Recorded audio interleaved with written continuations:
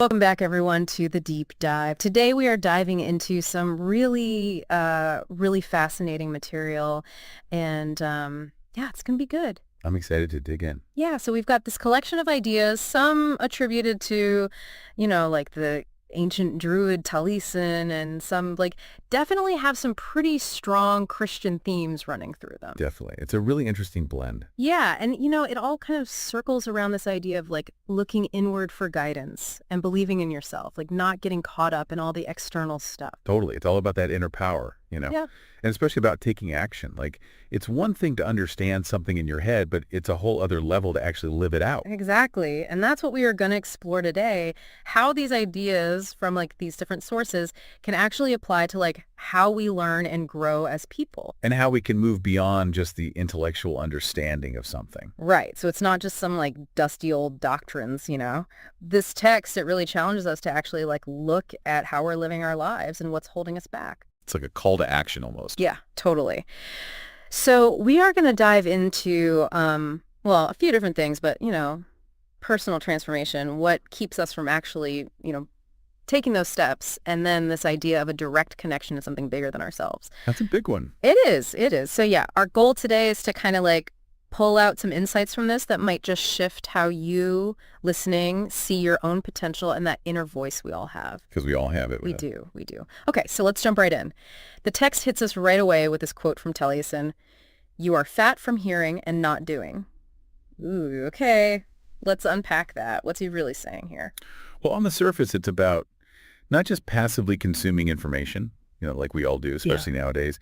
It's so easy to just take in without actually applying anything. Yeah, I feel so seen right now. I have this massive list of books to read and documentaries to watch. Exactly. And you are someone who actively seeks knowledge.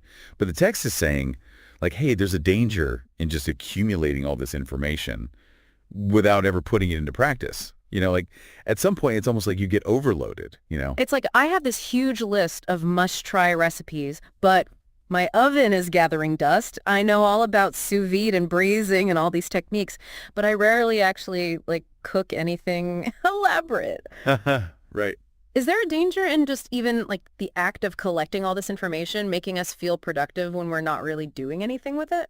There definitely can be. It's like this illusion of progress, right? We Huh? feel like we're moving forward because we're always learning something new.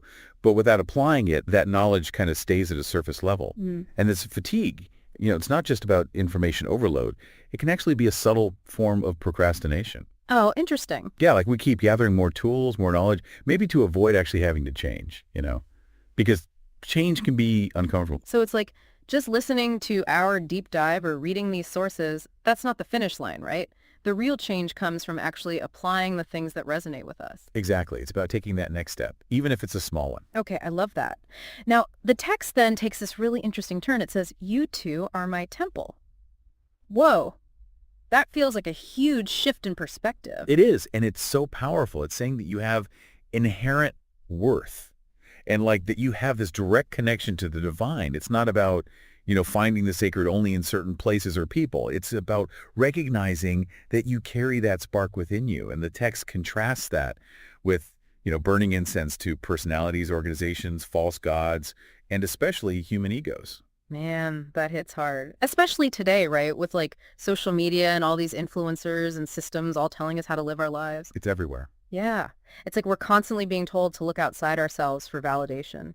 Totally. It's easy to get caught up in that, especially when you're surrounded by all these larger-than-life figures who seem to have all the answers. So for you listening, think about this.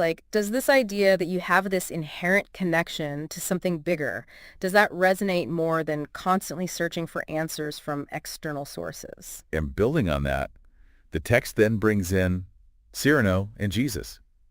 It's all about following the spirit, not personalities. Like that Cyrano quote where he says he won't use his God-given fire to just burn incense beneath the nose of wood and stone. Such a powerful image. What's the message there? It is. It's about not wasting your energy on empty pursuits, or seeking approval from people or institutions that don't really have substance. Don't squander your gifts trying to please them. It's about nurturing that inner fire, right? That unique spark that you have. Exactly. And then we have Jesus who says, and this is interesting, "Do not call me good.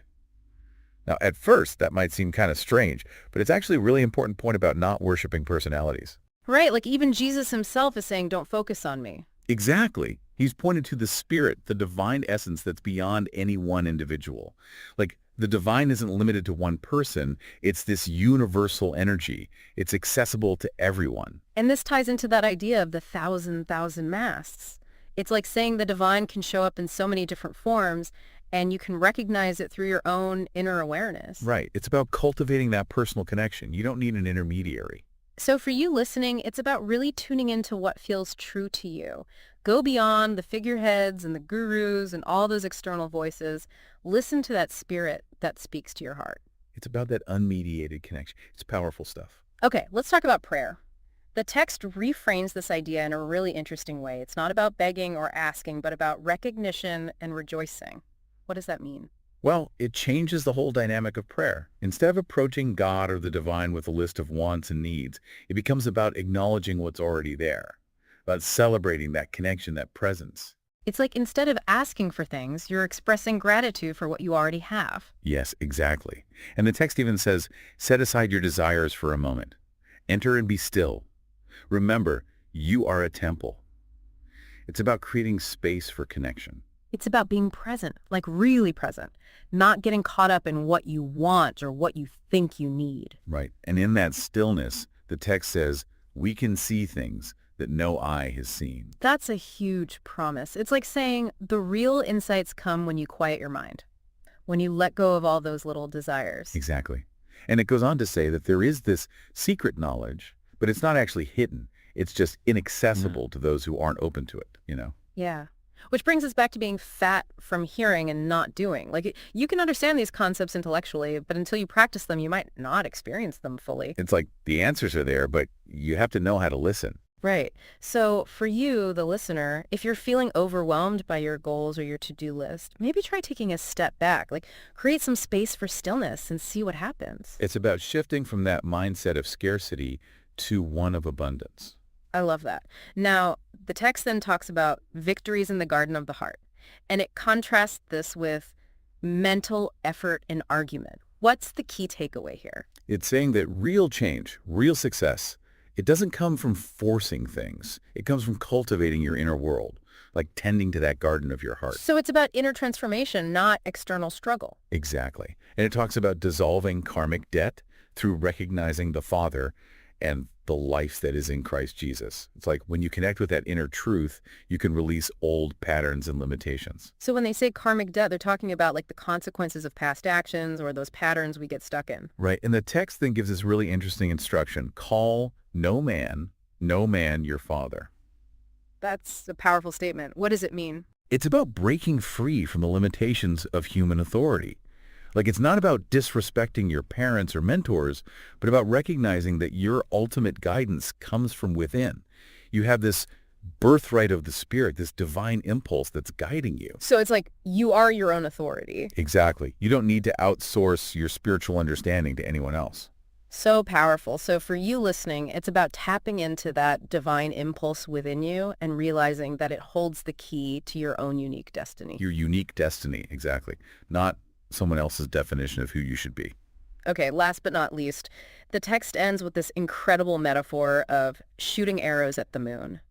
It's talking about the Christ within you and how once you discover it, nothing can touch it. It's like saying that your true self, your core being, is completely resilient. Like, even if the whole world throws everything it has at you, it can't affect that inner strength. It's so liberating, right? It is. It's a shift from feeling like you're at the mercy of fate to realizing that you have this incredible power within you.